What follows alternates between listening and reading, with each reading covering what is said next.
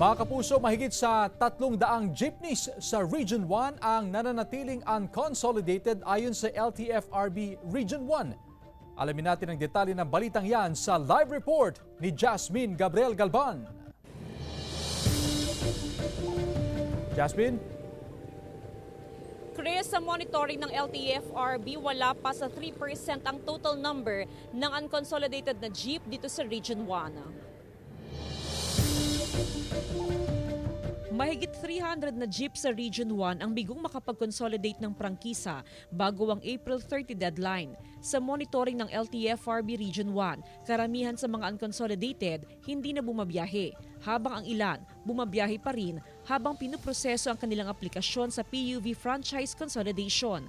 Sila yung mga nakapagsumiti ng requirements bago ang deadline at hinihintay pang approval. May mga pumasad. Kasi actually nakita namin yung mga hindi pala nakipag-consolidate. Yung mga hindi na nakaregister, ayaw na nilang pumasada. So konti na lang yung aming unconsolidated.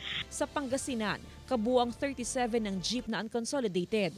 Halos 1% lang ito sa kabuang bilang ng mga pumapasadang jeep sa probinsya. So itong 37 mostly sa Eastern Pangasinan. Carmen, Tayug, Asingan. Naawa man ang ilang tsuper sa kapwa nila driver na hindi nakakapasada pero wala rin daw silang magagawa lalo pat mahabang oras na rin ang ibinigay ng gobyerno para makapag-consolidate. Walang problema kung sa mga kabiyahe. Simple yung kawama ngayon. Oo nga Kaya abang ko lang kung ano mangyayari. Sa Central Luzon, halos 100% na raw ng miyembro ng Confederation of Passenger Transport ang sumunod sa PUV consolidation. Nasa 30,000 na mga driver at operator ang miyembro ng grupo. Pero hiling nila sa gobyerno, taasan ng subsidy sa pagbili ng bagong unit ng jeepney para makasabay sila sa biyahe ng PUV Modernization Program. Tingin namin na habang hindi kami napipage ang tiyan at tugulo ng gobyerno para pag dumating na doon sa tuntong tatanggalin na kami, kaya na ni Wandela Cruz yung bibilin unit. Kung yung subsidy, hindi ng 600,000, bilhin yung unit na luma, tapos bawasan yung monthly interest, lahat naman kami hindi natutulog.